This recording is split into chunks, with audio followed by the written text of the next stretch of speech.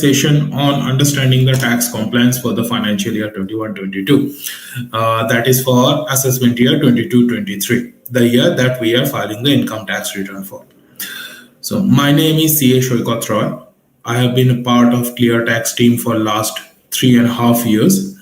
And firstly, before going ahead, I would like to thank the Diego Rewards team for giving us this opportunity to conduct this webinar. So big shout out to them. Thanks for this platform. Now, in today's agenda, what we are going to do is we are going to understand that the requirement of filing the income tax return and what is the benefit of filing the income tax return on time.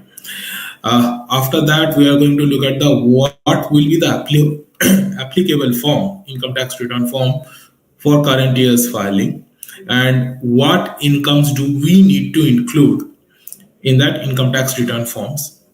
Further, we are going to look at the documents that are required for income tax return filing and what are the common mistakes that you can avoid while filing the income tax return. And finally, we are going to have a quick walkthrough of how to file the income tax return using Cleartax platform. And finally, we are going to open up the floor for some question and answers. And hopefully, we will be able to answer the question that you have regarding the income tax return filing or any other tax related matters.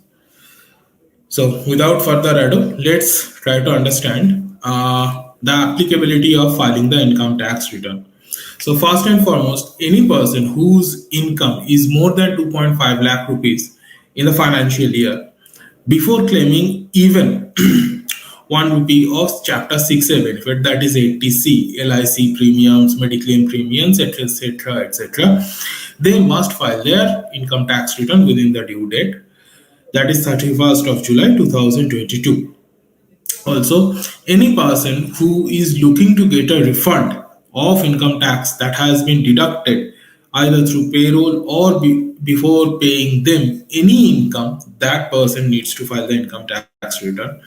Also, if you are a trader, if you are actively working in the stock market and during the year you have earned some sort of capital losses, or if you are into speculative intraday trading and you incur some losses, in those cases you must file the income tax return before the due date so that the loss can be carried forward.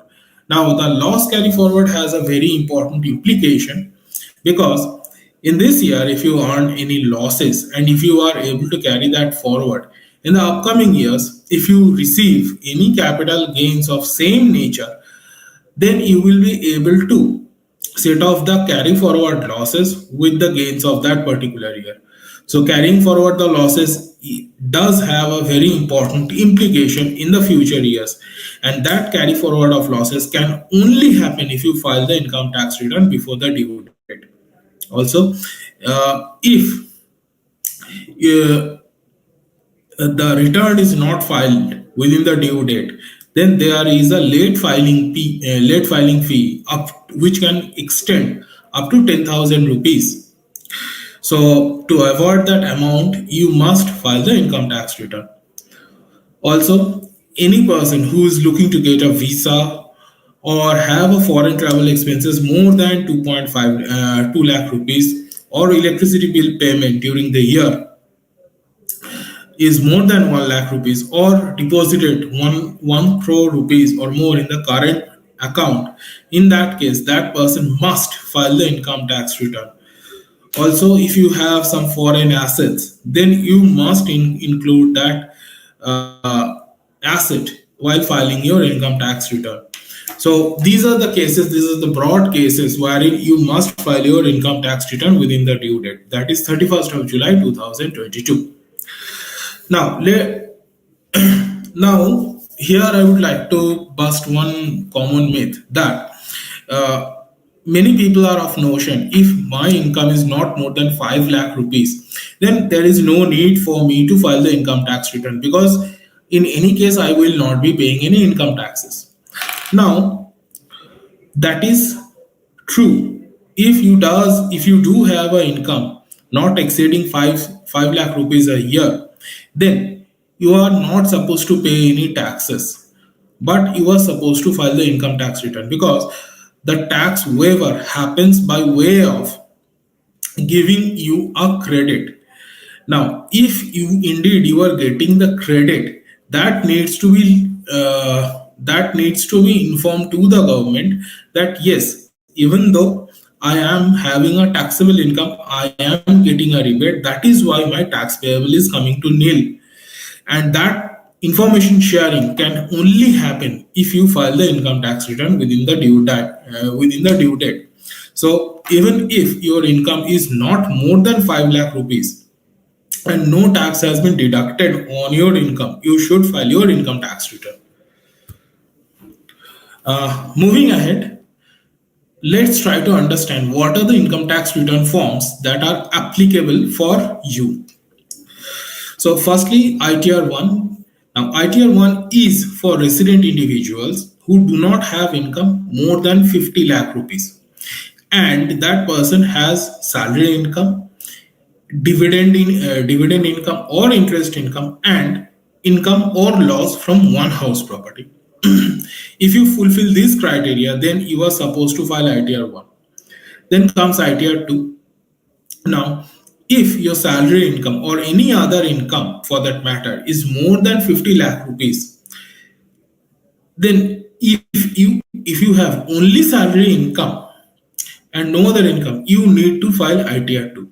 So if your income is crossing more than 50 lakh rupees, you need to file ITR 2. If you have some sort of capital gains, be it long term or short term, it must be reported in ITR 2. If you have more than one house property, you are getting income from more than house property or losses from more than one house property. In that case, ITR 2 needs to be filed. And finally, if you have any foreign income or foreign asset, that needs to be declared in ITR 2 as well.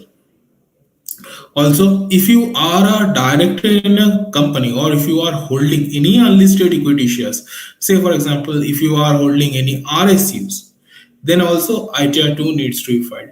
Now, here again, one small thing I would like to discuss, that if your income is more than 50 lakh rupees, the income tax department wants to know certain information, certain financial information, which is only available in ITR 2. Now, these information relates to the property that you are holding, or bank balance or jewelry, those sort of thing. If you have any loan, so those sort of thing. And these details are only present. This schedule is only present in ITR 2. So if your income is more than 50 lakh rupees, you should keep a note of that while filing the income tax return. Get a copy of, or get a rough estimate of assets and liabilities that you are holding, because at the time of filing, you may have to declare these details in your ITR return, income tax return. Then comes ITR 3. Now, ITR 3 covers a broad spectrum. Now, in ITR 3, you can declare your salary income, you can declare your capital gains, income from other sources, house property income, and on top of that, you can declare your business or profession income. Or if you are a partner in a partnership firm, then ITR 3 form is applicable for you. And finally comes ITR 4. ITR form is a simplified version, or rather extended version of ITR 1, wherein uh,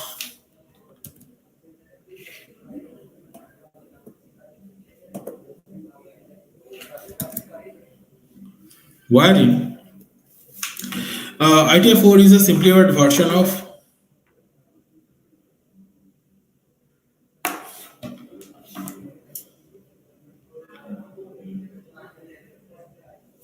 excuse me,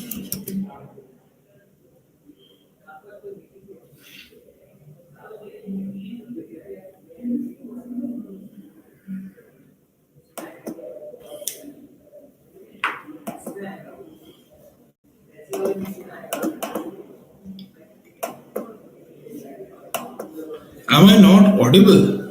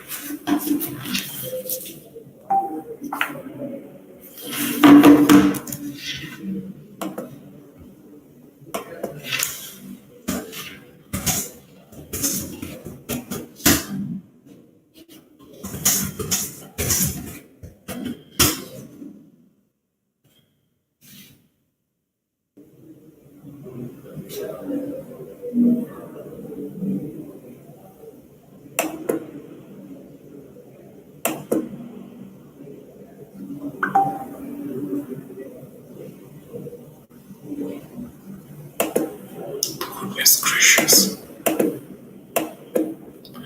Sorry for the issues. Let's try to recap the entire process just once. I will go through them, go over them really quickly. ITR 1 is for salaried individual people who has income.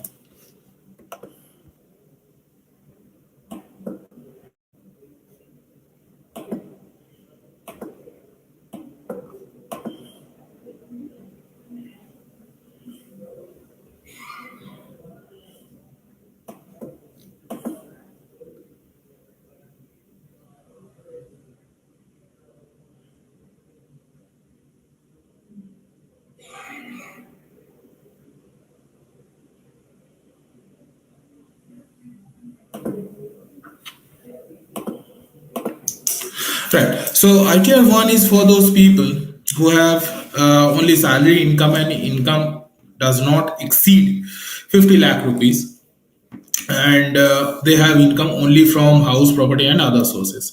In ITR 2, we include those income which are capital gains, salary income more than 50 lakh rupees, and have more than one house property income, or losses from more than one house property, or that person holds a directorship in a company or holding any unlisted equity shares. ITR 3 encompasses everything that is there in ITR 2 and adds business and professional income.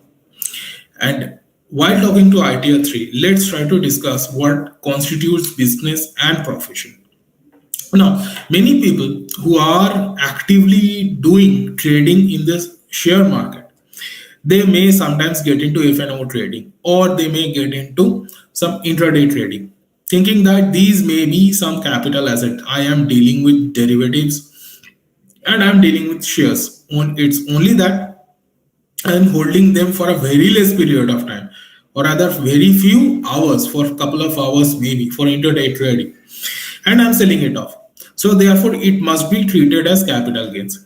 To that, if you are doing intraday trading, it is considered to be a speculative business. Therefore, it should be reported in ITR 3. If you are doing intraday trading, it should be reported in ITR 3. It does not constitute any capital gains or capital transaction. Similarly, for F&O, for derivative, it is also treated as business income. It never, the derivative trading, F&O trading, it never constitutes as a capital transaction. It always considered to be a trading income, a business income. And finally, ITR 4. ITR 4 is a simplified version of business returns, wherein you are not supposed to declare uh, any of foreign income or something, or any business income that is not there that is not eligible for presumptive taxation. Right. Now, presumptive taxation is a simplified business return form, wherein you need to declare a certain amount uh, as your profit, and you need to file your income tax return sharing that amount of profit.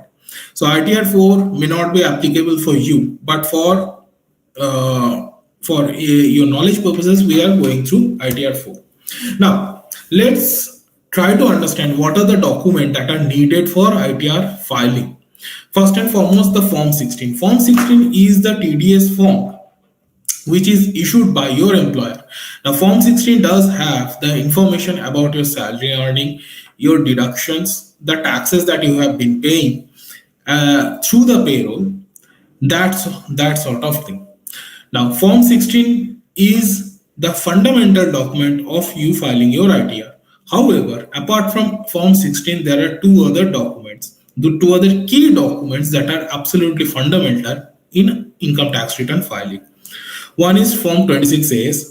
Now, 26AS is a form that actually includes the income and the taxes deducted on income. Or for some reason, if you have submitted 15G or 15H, depending on your age, then those income for which Form 15G or 15H has been filed. Now, in 26As, the main purpose is to ascertain the tax credit that is assigned against your PAN and the amount which was deducted by every issuer of that particular payment. The third document, which has been come into limelight from couple of years, that is AIS. Now, in AIS, every single rupee that you earn will be reflected. Now, here lies a question. The purpose of 26As and AIS are kind of similar. That in 26As also I am seeing all the income. In AIS also I am seeing all the income. So what is the difference between the AIS and 26As? First and foremost, in AIS, your every single income, every single source of income is tagged. That means if you have a bank account and if you earn some savings bank account interest from it, then AIS will be having that detail. But in 26As, since on the savings bank account interest no tax has been deducted, it will not be appearing. Further, in AIS statement, if you have sold any shares or security or mutual fund units, it will be appearing that during the year you have disposed of XYZ number of shares and you have received XYZ amount of money. In 26As, they do not give you any such information. Also, in AIS, it will reflect any HRA amount that you are claiming or any purchase of mutual fund or shares that you may have. Therefore, Form 26As, Form 16 and AIS, these three are your holy grail of income tax return filing, we can say. What are the documents, what are the supplementary documents that is needed to file your income tax return? First and foremost, the bank statement or passbook, because it will be having any such income that may be required to disclose in the income tax return. Right. So, in the bank statement, you can see that savings bank account interest is there, or if you have received some amount of gift from any other person, then that amount will be reflected in bank statement as well. Now, here the key thing to remember, if you have received a gift, a cash gift, which is not exceeding 50,000 rupees, that is not taxable. So, let's say during the year, you have received 2,000 rupees from 5 persons. So, in total, your total gift received comes to 10,000 rupees. Now, these 10,000 rupees, since it is not crossing 50,000 rupees, it is not taxable. However, if during the year you have received 15,000 from 5 people, then you totally receiving 75,000 rupees. Now, this 75,000 rupees becomes taxable in your hand. But there are certain relaxation for gifts. If you are receiving gifts on occasion of your marriage, that amount is not taxable. If you are receiving money from your spouses or your parents or your siblings, that amount is not taxable as well. Therefore, while filing the income tax return, you should keep a note of any amount that you are receiving. Also, home loan interest certificate, that is the one most important thing you should have if you have a home loan, because in the income tax return you need to mention the address of the property for which the loan was taken, right? So home loans and the address of that property can be found in home loan interest certificate, and we are filling out the exact address that is appearing in the home loan interest certificate. So home loan interest certificate, that is another most important document you should have while filing the income tax return. And if you have missed declaring any tax deductions, say for example you have invested a certain amount of money in ELSS, however that was not considered at the time of you filing the income, at the time of proof submission, then that receipt you need to have, because from that receipt you can pick up the amount and report it in appropriate segment of the income tax return.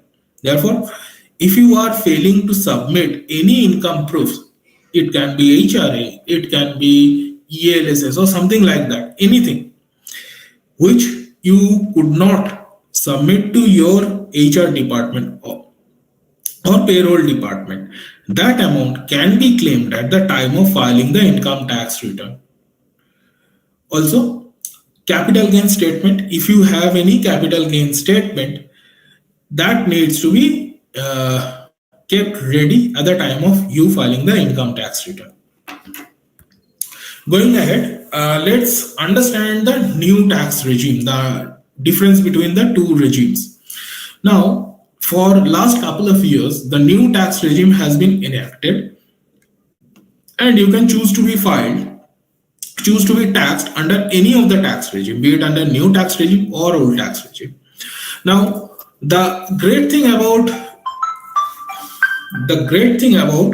the tax regime is that if you have only salary income, or if you do not have any business income, then you can switch between the regimes every year, right? So for example, this year I do not have any business income, I only have salary income, and during this year I do not have any tax saving investment.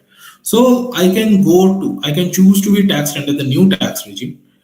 But in the next year, if I have certain amount of investment made, be it ELSS, be it HRA, whatever it may be, I can simply switch to old tax regime. I can switch between new tax regime and old tax regime, so long I do not have any business income. Now, business income for this purpose also includes F&O trading and intraday trading as well.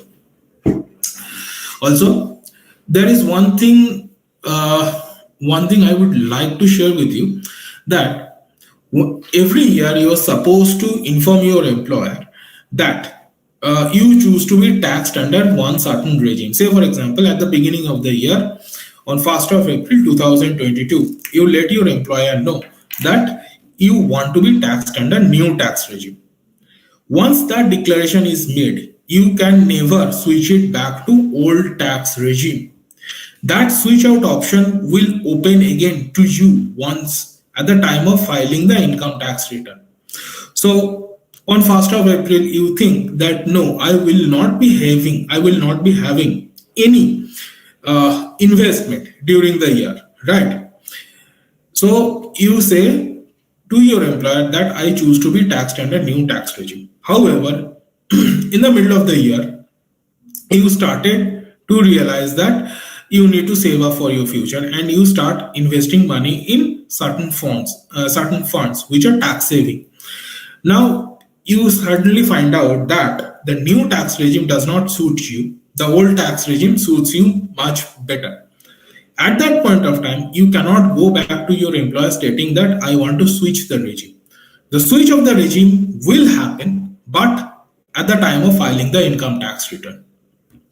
So at the time of filing the income tax return, I want you to be extra careful, compare between the regimes, and finally take a decision.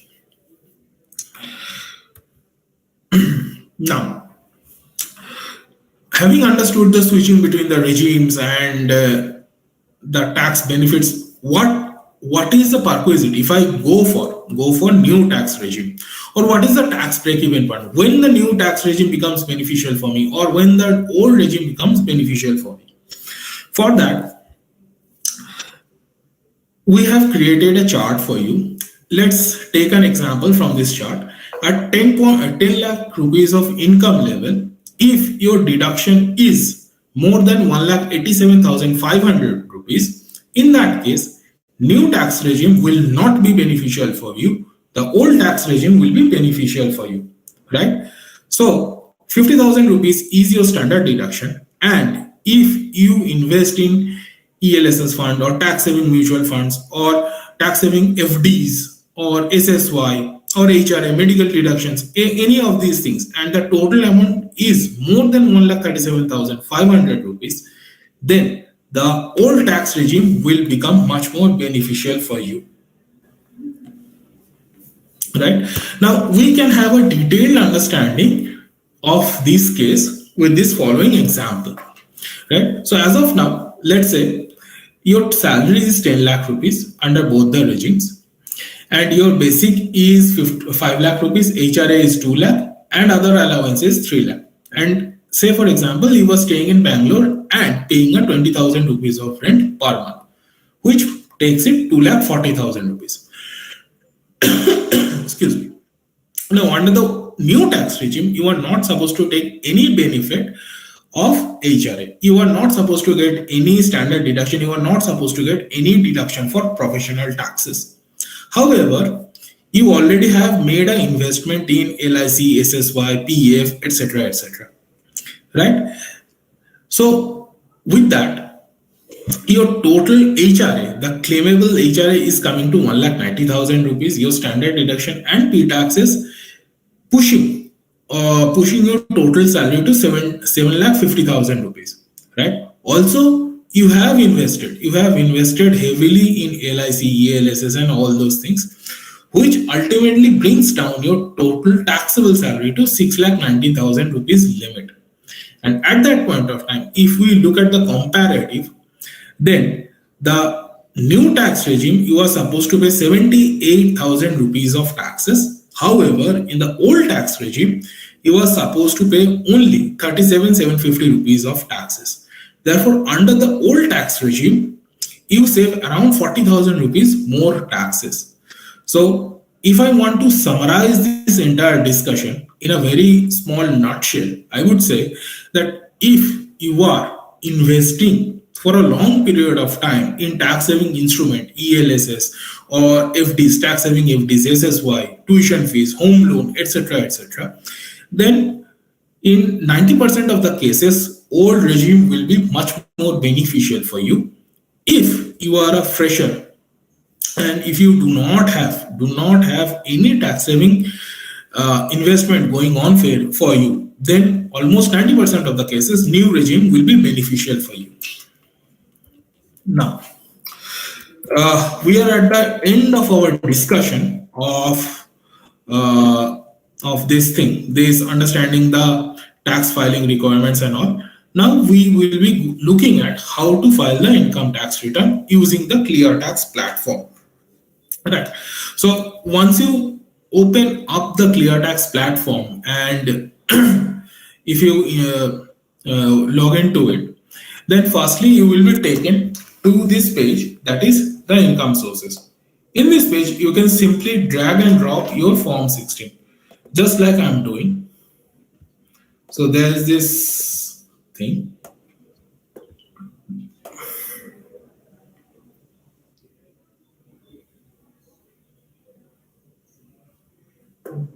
Uploading the form 16.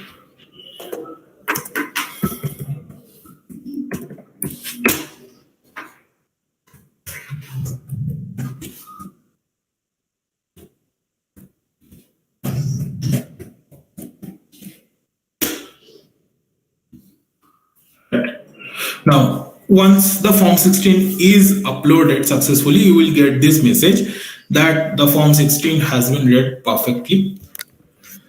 So once that happens, you need to put in the details that you have.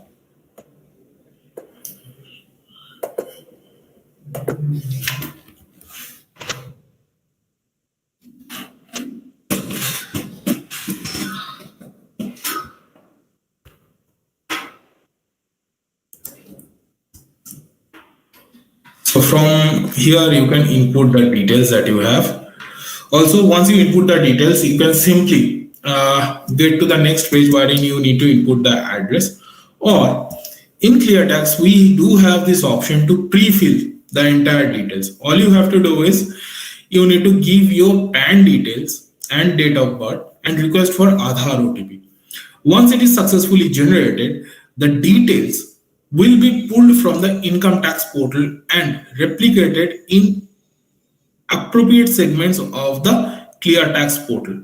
Therefore, that will become much more useful for you. If you are having multiple sources of income other than Form 16, this can be a really useful tool for you to use in your future. Now, since I do have the Form 16 and everything is ready to go, I am simply just going ahead uploading the Form 16. Now,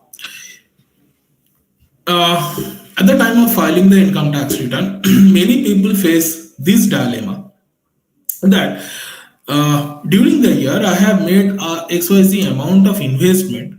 However, that has not been considered at the time of preparing the Form 16, right? So this can happen for multiple reasons. You may have declared the wrong amount, or you may have declared a bit too late. You did not declare your total income at all, or you did not submit any proofs for that income deductions at all. So for that reason, it can be missed in your Form 16. However, if you indeed have made those sort of investment or expenditure, then you can claim those amounts at the time of filing the income tax return. So even if you have missed the window of opportunity, there is no need for panic, because those amounts will not go to waste. Yes, the amount withheld will be due to you for a long period of time, but once you file the income tax return and the return is processed, the additional amount of taxes that has been deducted can be given back to you as refund, right? So for example, in the entire phase of things, we can see there is this amount. Now, during the year, let's say I was not able to declare my actual amount of rent, right? I was not able to declare my rent amount, whatever the rent that I have paid. So what I want to do is I want to calculate the actual HRA that is eligible, right? So let's say that amount is coming to 1,40,000 rupees, right? So I will simply just go ahead and input that amount. We always have this box editable so that you can do your calculation. Now, here I would like to mention one critical thing, that any amount that you are paying as rent is not deductible as HRA. To calculate the HRA, the deductible HRA, there is a strict rule that needs to be followed. So for your benefit, I'm just reiterating that. So the actual eligible exempted HRA will be least of these three following figures. Number one, the HRA amount that you are receiving. Number two, 40% or 50% of your basic, depending on the city that you are living. And finally, 10% of whatever the rent you are paying minus 10% of your basic salary. Now let's take an example and try to understand how the HRA will play out. Let's say my basic for the month is 50,000 rupees, right? And I am getting a HRA of another 25,000 rupees, right? Now I am paying a rent of 20,000 rupees per month. Now let's try to understand what will be my actual amount of HRA claim. So I am staying in Bangalore, let's say. So Bangalore does not fall into the 50% category. The 50% category is assigned to Mumbai, Delhi, Kolkata, and Chennai. Rest other cities, they will fall in 40% category. So actual amount of HRA that I have received is 25,000 rupees. 40% of my basic is coming to 20,000 rupees. And finally, rent paid minus 5% of basic, which is 50,000 rupees, is coming to 15,000 rupees, right? So I need to compare these three amounts: 25,000 rupees, 20,000 rupees, and 15,000 rupees. Since 15,000 rupees is the least amount, I will be getting the HR exemption of this 15,000 rupees only.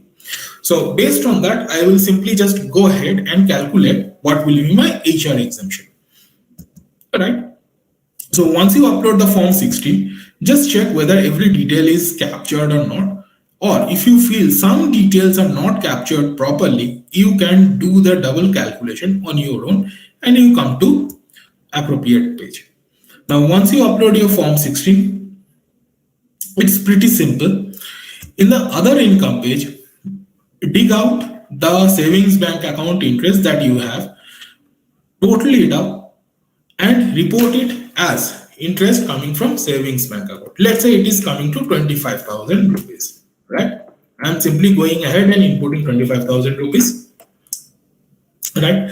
If you have any dividend income from any domestic Indian companies, then you can report that. If you have dividend received from any mutual funds or ULIPs or UTI, you can report that over here as well. And there are certain exempt income, the income which are not taxed at all. Those income, even though they are not taxable, they should be reported in your income tax return. For example, one of those exempted income is interest earning in PPF, Public Provident Fund, right?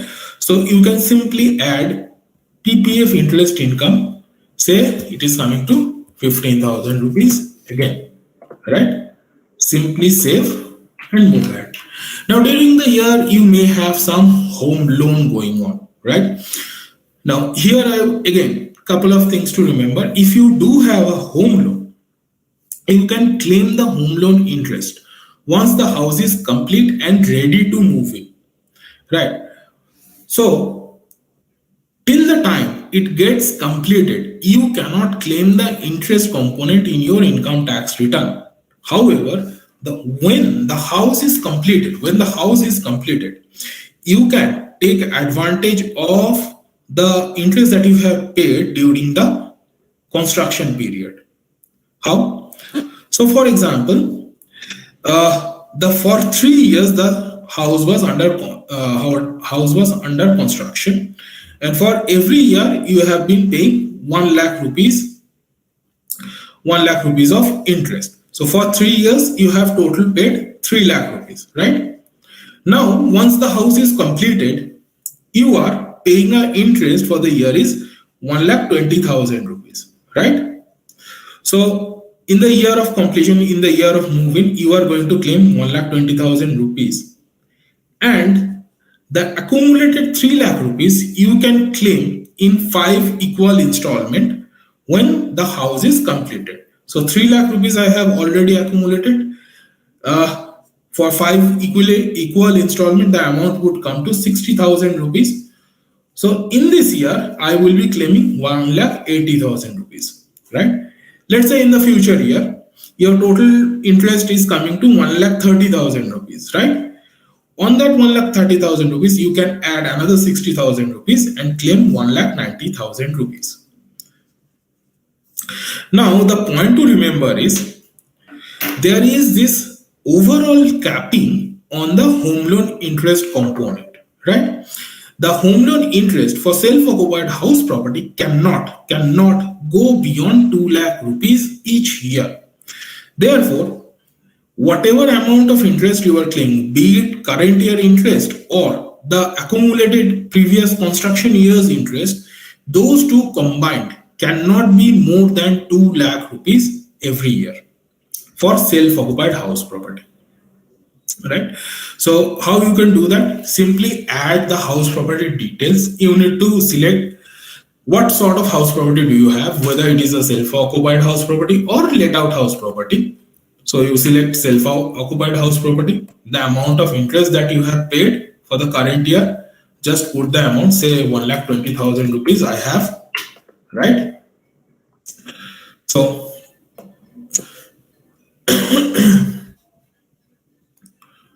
let's say when the house was completed previous year, 3 lakh rupees.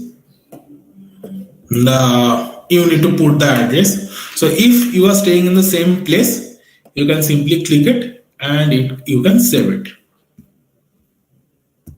Right now, after that, we will come to income from capital gains. If you have sold any asset, it can be shares or mutual fund units, a property even. Right, you can simply declare if you have sold any assets. Now, in Cleartax, we have this capability to read capital gain statement from various brokers.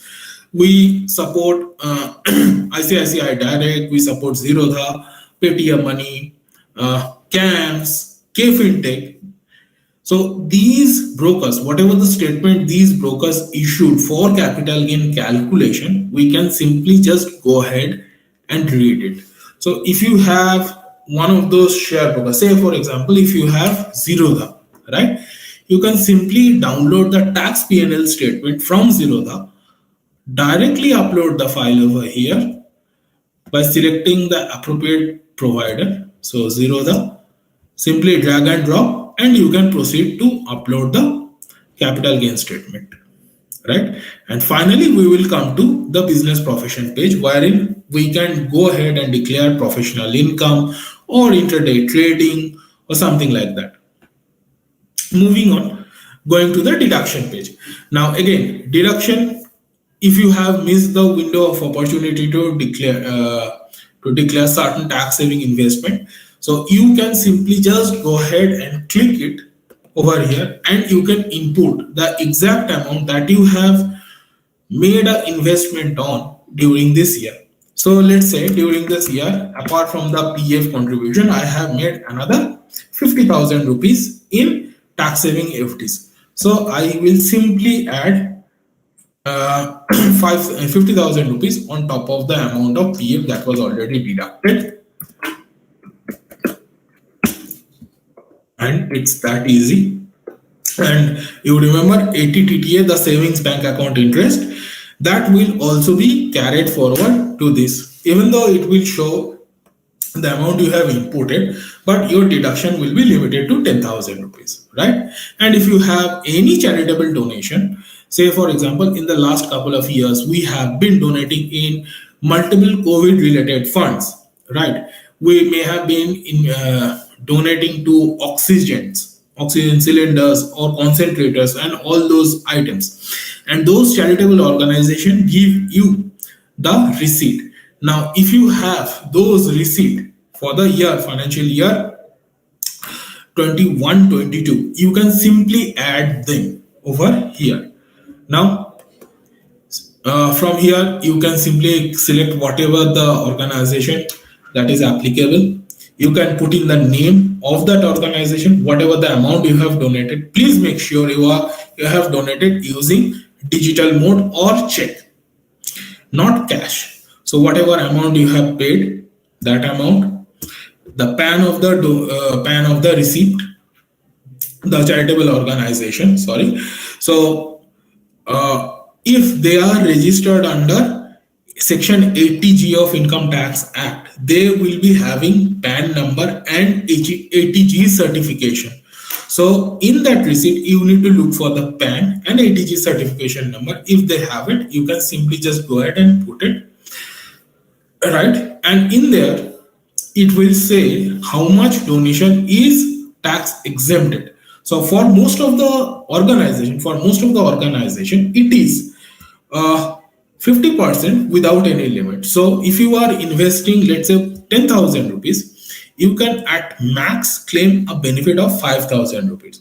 So make sure to check what will be the quantum of deduction you will be availing before making such donation, or check with them once you donate, right? Once you do that, then you can simply just go ahead and go in there for medical insurance for your parents, for yourself, medical insurance. And it has been a very mandatory requirement going forward, right? So if you have taken any medical insurance, put the amount there. For your parents, if you have taken any medical insurance, put the amount there. If they are not senior citizen, then only medical insurance premium paid is allowed. If they are senior citizen, then medical expenditure can also be claimed provided they are not covered under any medical insurance plan. If they are covered under any medical insurance plan, medical expenditure can never be allowed. So let's say they are senior citizen, the 50,000 rupees we are just going ahead and claiming and saving, right? So all the details that we have with us are already inputted in the Cleartax portal. Finally, we are just going to see what is there, and finally we will be coming to this page. Once all the details are inputted, all the information are inputted and considered, and it will show the final tax position that we will be having, right? Once we do that, we can just go ahead and put out our Aadhaar details and put out our bank account details. Now, putting bank account details is absolutely necessary because this is the bank account wherein the refund of yours will be coming in. And one key thing to remember, whatever the bank account detail you are putting over here, that bank account should be pre-verified, pre-validated with the income tax department in the income tax portal itself. Because if the bank account is not validated with the income tax department, the amount will never be credited to you. And once everything is fine, you can simply just click to proceed to e-filing, and the return will be taken to filing process. Now we are at the end of our session, and we will be taking certain questions.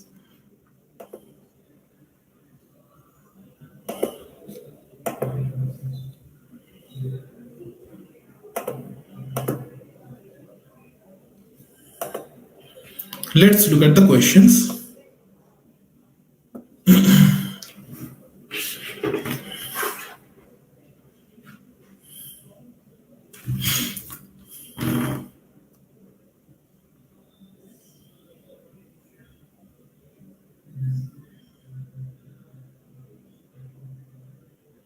Right.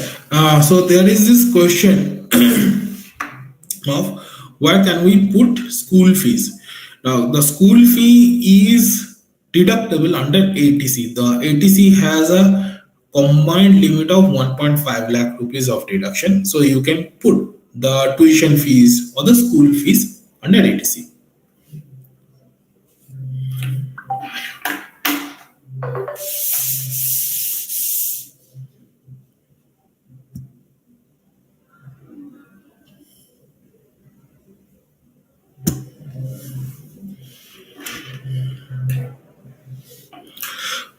In Cleartax portal, we accommodate multiple Form 16 upload. So if you have 2 Form 16 or 3 Form 16, it does not matter. You can simply upload another Form 16 by selecting yes, I have another Form 16, and it will take the details of other Form 16 as well. So in the tax, there is this question how to carry forward losses. So once you enter the Cleartax portal, there will be a tab called, let me just show this to you. I believe that will be much more useful.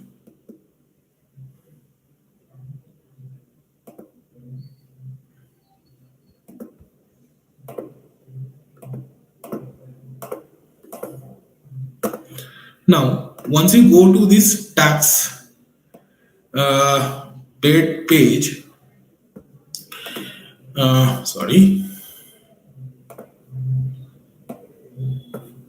more information page. Yes. So as of now, the option of carry forward of loss is not enabled. So you can use the income tax portal, or you can avail expert assisted filing service wherein you can carry forward the losses.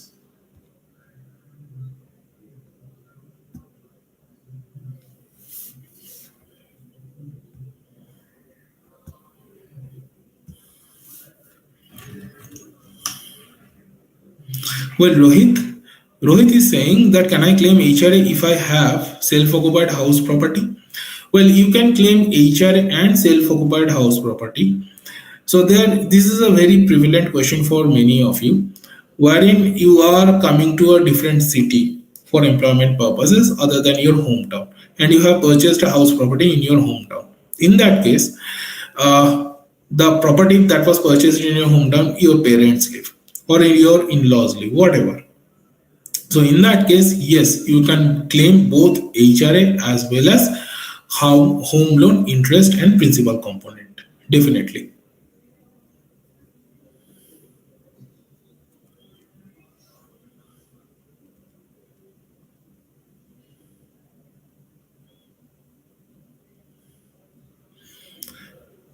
College fees paid. Yes, college fees or university fees both are eligible for ATC deduction. However, make sure the amount you are paying for your dependent. If the fees is paid for a dependent, then yes, it can be claimed.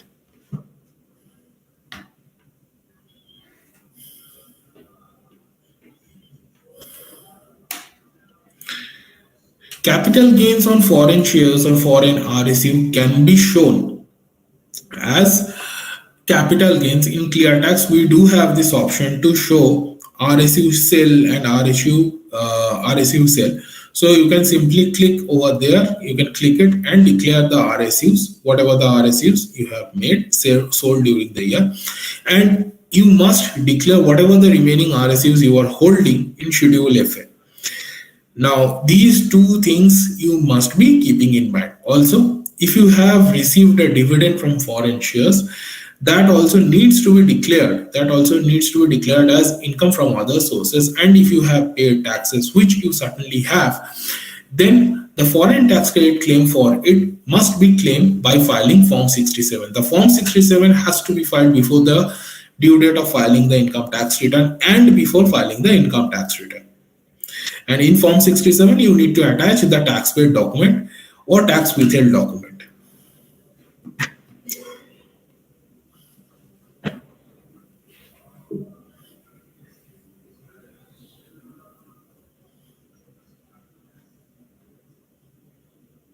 Well, Arun, the purchase of car, the deduction was available in the year of COVID, that is in 2020, 2021. However, in that year, if you have,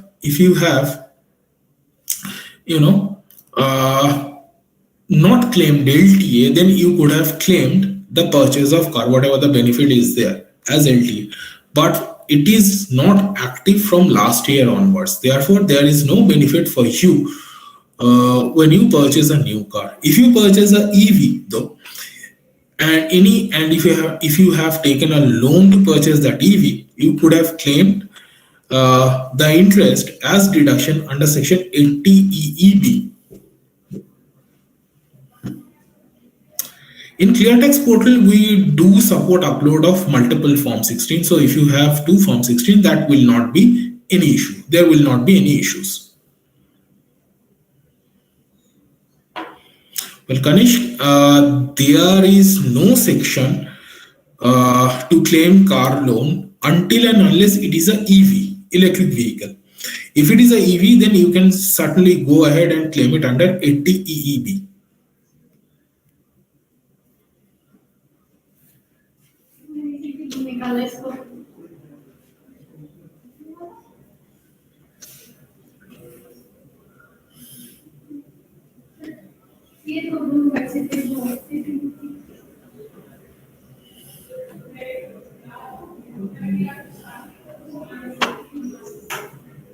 Sorry, the benefit for new car purchase was only available in 2020, 2022, 21, sorry.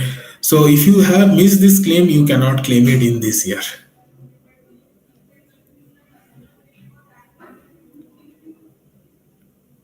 Well, the schedule A, you need to input the cost price, not the fair market value or the value that is prevalent today. The cost price you have paid to acquire that particular asset, that amount.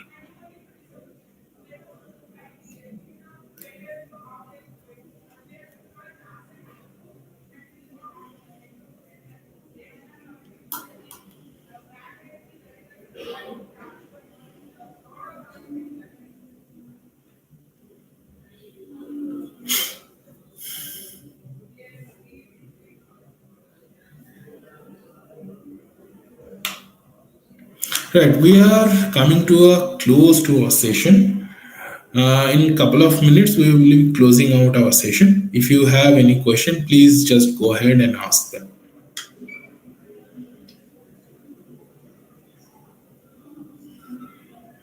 Yes, any dividend that you have received on which uh, tax has not been paid, that will be taxable in your hand.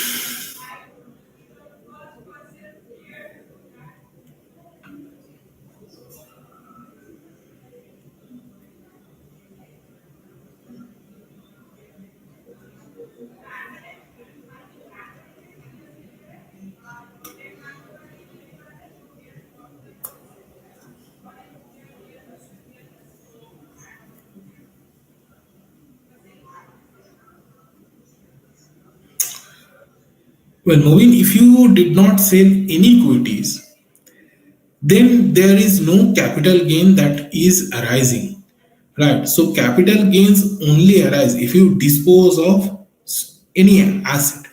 Since there is no disposal, there is no rise of capital gains, and it should not be reported in 112A.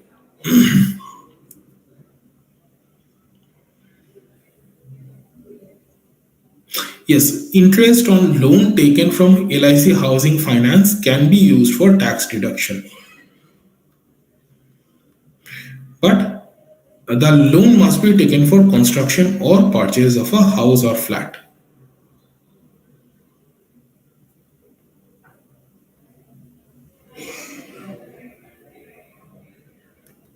The freelance income needs to be declared as business and profession, and if it is a software coding sort of thing, it needs to be declared under section 44 ADA.